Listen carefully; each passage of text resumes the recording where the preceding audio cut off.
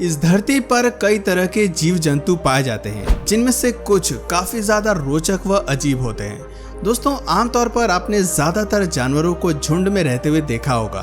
दरअसल ये अपनी सुरक्षा के लिए झुंड में रहना ज्यादा पसंद करते हैं, लेकिन कुछ जानवर ऐसे भी होते हैं जिन्हें एकांत में रहना पसंद होता है। ये ऐसे अनोखे जानवर हैं जो खाने सोने से लेकर शिकार करने तक सब कुछ अकेले करते हैं।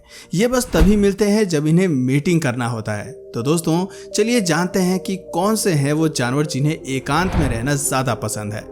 प्लेटिपस। प्लेटिपस एक बेहद ही अनोखा जीव है। अपने बतखनुमा मुंह की वजह से इसे डक बिल्ड प्लेटिपस के नाम से भी बुलाया जाता है। प्लेटिपस तस्मानिया सहित पूर्वी ऑस्ट्रेलिया में रहने वाला एक स्तनधारी जीव है। यह स्तनधारी एक मोनोट्रिम जीनस की 5 जातियों में से एक है, जो स्तनधारी होने के नाते अपने शिशुओं को तो दूध पिलाते हैं, लेकिन उनमें माता गर्भ धारण करने की बजाय अंडे देती है। प्लेटिपस एवोल्यूशन की दृष्टि से भी बहुत महत्वपूर्ण जीव है, क्योंकि ये जीव उस समय का है जब स्तनधारी जीव नए नए विकसित हो रहे थे और उनमें गर्भ में शिशु विकसित करने की क्षमता उत्पन्न नहीं हुई थी। प्लेटिपस की एक और खास बात यह है कि इनके शरीर में स्टमक यानी कि अमाशय नहीं होता है। खाना उनके गले से सीधे उनकी आंतों में जाता है। इसी कारण इन्हें इसे पचाने के लिए किसी पाचन एंजाइम या एसिड की थैली की जरूरत नहीं पड़ती। इस अनोखे जीव को IUCN के द्वारा आज विलुप्त जानवरों की लिस्ट में शामिल कर दिया गया है। Polar bear. Polar bear Arctic महासागर व उसके आसपास के समुद्र व भू क्षेत्रों में एकल जीवन जीना पसंद करते हैं। जब ये युवा होते हैं तो एक साथ खेलना पसंद करते हैं, लेकिन इनमें वयस्क अकेले रहना ही पसंद करते हैं। पोलर बियर मीटिंग के समय या फिर अपने शावकों को पालने के अलावा अकेले ही रहना पसंद करते हैं। वयस्क पोलर बियर शिकार करने में अपने जीवन का लगभग आधा समय व्यतीत कर देते हैं। ये दूसरों की संगति को तभी सहन करते हैं जब उनके पास पर्याप्त भोजन हो। आपको बता दें कि पोलर बियर दुनिया का सबसे बड़ा मांसभक्षी है। इनमें एक वयस्क नर का वजन लगभग 350 से 680 किलोग्राम तक होता है, जबकि एक वयस्क मादा उसके करीब आधे आकार की होती है। वैसे पोलर बियर अपना अधिकांश समय समुद्र पर बिताते हैं, लेकिन ये जन्म भूमि पर लेते हैं। Snow leopard.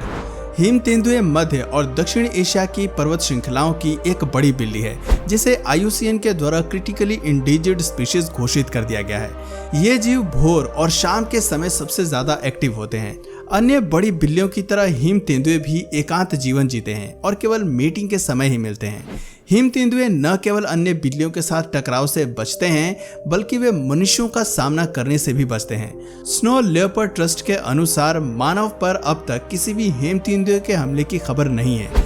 खाने के दौरान परेशान होने पर भी एक हिम तेंदुआ अपने खाने की रक्षा करने की तुलना में भागने की अधिक संभावना रखता है। Solitary sand Piper. दोस्तों, आमतौर पर पक्षियां झुंड में रहना ज्यादा पसंद करती हैं, लेकिन सॉलिटरी सैंड पाइपर के साथ ऐसा नहीं है। ये उत्तरी अमेरिकी समुद्री पक्षी आमतौर पर अकेले रहना पसंद करती हैं और ये प्रायः जलाशयों के समीप रहती हैं। जमीन पर घोंसला बनाने वाले अन्य सैंड पाइपर के विपरीत सॉलिटरी सैंड पाइपर पेड़ों में पुराने सॉन्गबर्ड घोंसले को अपना ठिकाना बनाते हैं। सैंड पाइपर आमतौर पर केवल मीटिंग करते समय या जब माताएं अपने बच्चों के साथ होती हैं तो एक साथ देखी जाती हैं। ये काफी शर्मीले स्वभाव के होते हैं।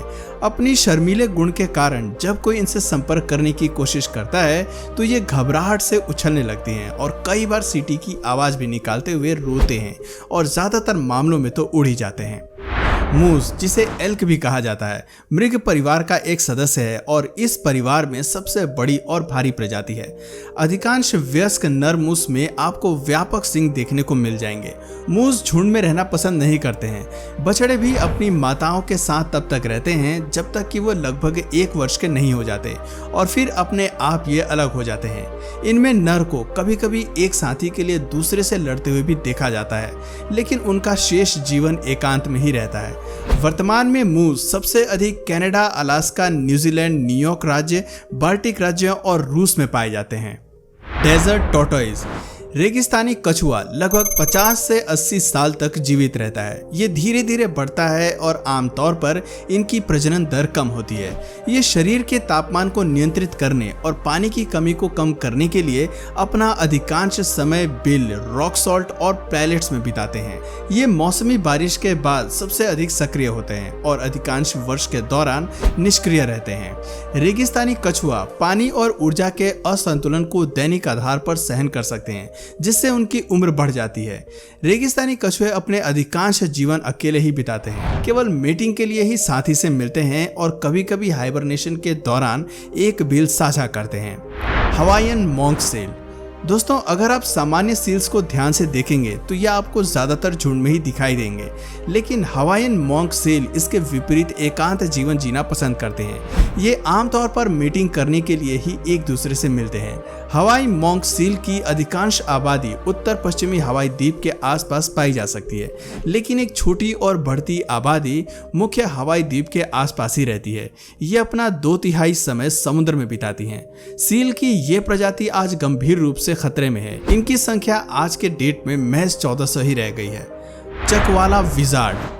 चट्टानी रेगिस्तानी इलाकों में पाए जाने वाली चकवाला लिजार्ड छिपकली एक विशिष्ट प्रजाति होती है जो अकेले अपना जीवन बिताना ज्यादा पसंद करती है, लेकिन जब इन्हें मीटिंग करना होता है तो ये आपस में मिल भी जाते हैं। एक आम चकवाला छिपकली की लंबाई 50 सेंटीमीटर तक बढ़ सकती है, लेकिन कैलिफोर्निया की खाड़ी में बसे कुछ प्रजातियां आकार में काफी बड़े हो जाते हैं।